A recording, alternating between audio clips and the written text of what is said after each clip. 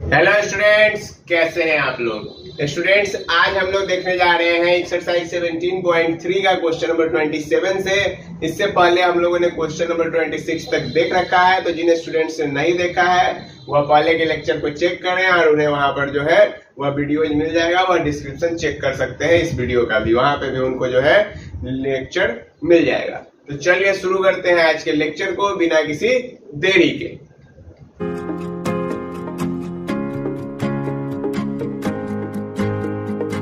देखिए students, question number 27 कह रहा है the sum of first 7 terms of AP is 10 and that of next 7 term is 17। Find the progression. यानी कि पहले 7 टर्म का सम जो है वह आपको दे रखा है 10, ठीक है, और नेक्स्ट 7 टर्म का जो सम आपको दे रखा है वो दे रखा है आपको 17। तो यानी कि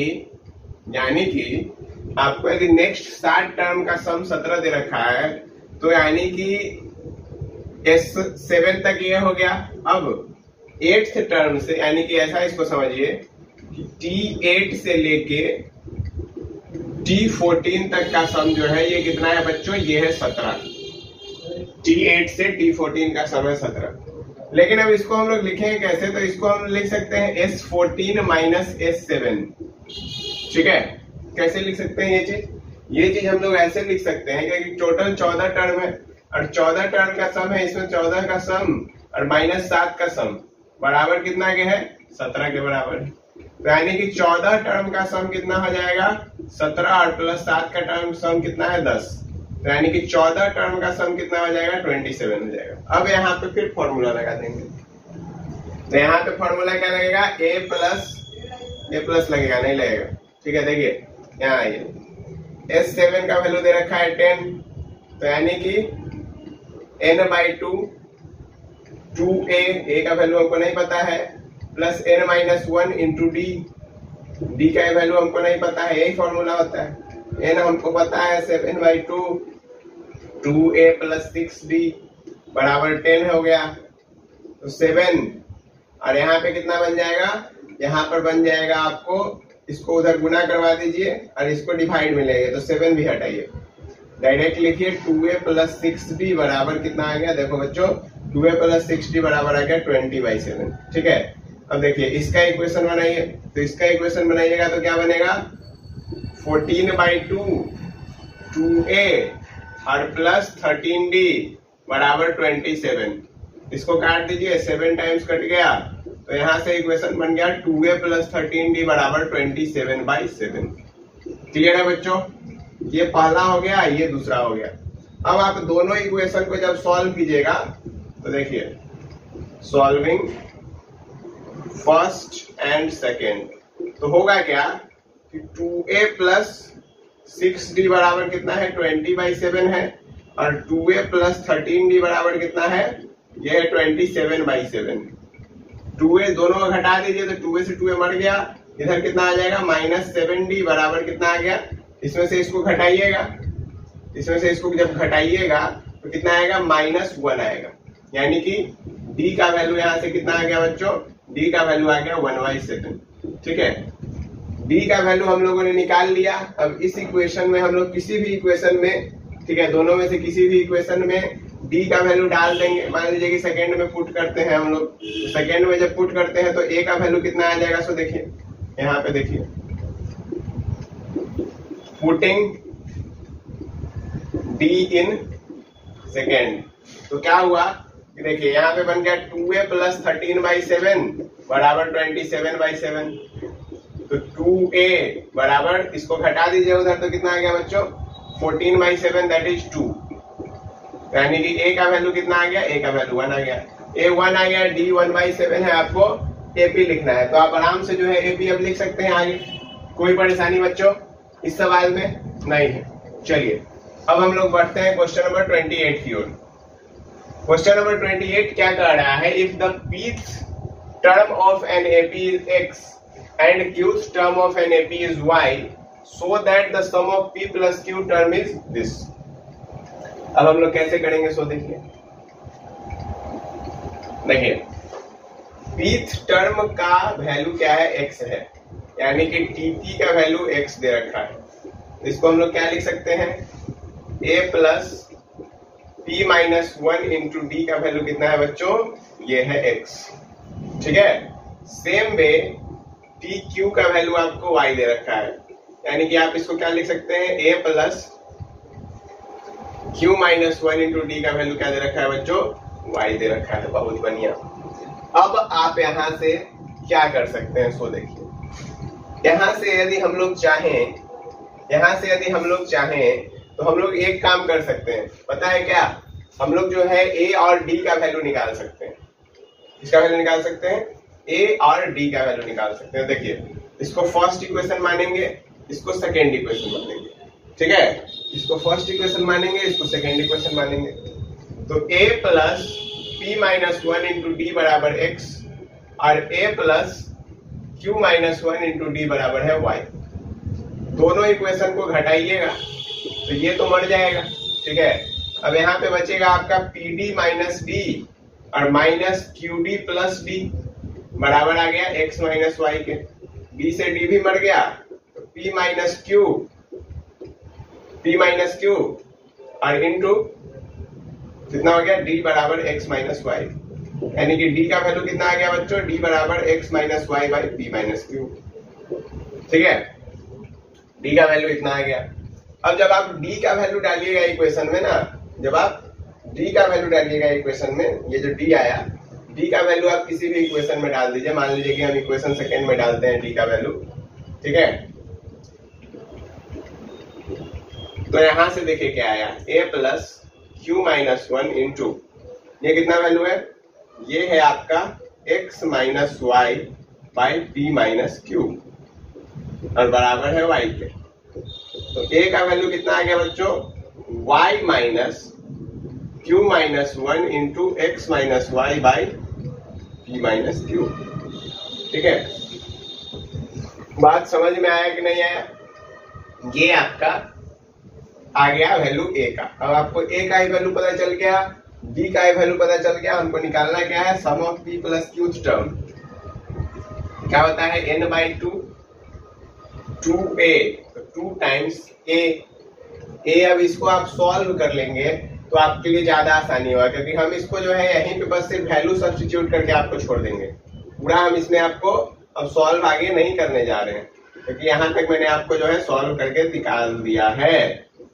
2a, ये पूरा a का वैल्यू है, 2a प्लस n माइनस 1, यानी कि p plus q minus 1 into d का वैल्यू कितना है बच्चों, d का वैल्यू है x minus y by p minus q. ये वैल्यू आपका पुट करेंगे और इसके बाद जो है क्या हो जाएगा, इसके बाद आपको यहाँ पर क्या देखने को मिल जाएगा बच्चों, जब आप इसको सॉल्व करेंगे तो आपको क्या देखने को मिल जाएगा, आपको ये चीज देखने को मिल जाएगा। सॉल्व कैसे करेंगे सो भी मैं आपको बता दे रहा हूँ, सिंपली मल्टीप्लाई करवाना है। क्या करवाना है, सिंपली मल्टीप्लाई। कोई आपको जो है इसमें तीर भाला वर्ची कुछ नहीं चलाना है, सिंपली मल्टीप्लाई करवा देना है और आपका जो सवाल है वो सॉल्व हो जाएगा। क्लियर है बच्चों, चलिए अब हम लोग चलते हैं क्वेश्चन नंबर 29 की ओर।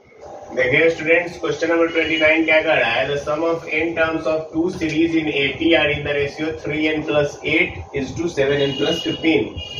Find the ratio of their 12th term, यानी कि 2 सीरीज है।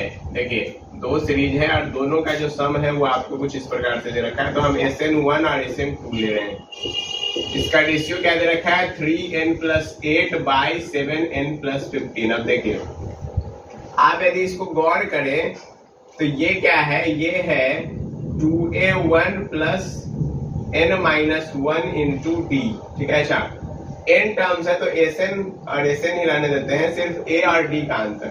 ठीक है, क्योंकि यहाँ पर आपको एक बात समझना पड़ेगा, क्योंकि उसने सेम n का वैल्यू सेम कर दिया है, n टर्म्स है डायरेक्ट, तो इसके लिए वही रहने देते हैं। मुझे बात चलिए देखिए, यहाँ पे बन गया 2a plus n minus 1 into d one by 2a2 plus n minus 1 into d two. इसका वैल्यू किसके बराबर है, 3n plus 8 by 7n plus 15 के। ठीक है, अब आपको करना क्या है, आपको जो है निकालना है 12th टर्म का रेशियो।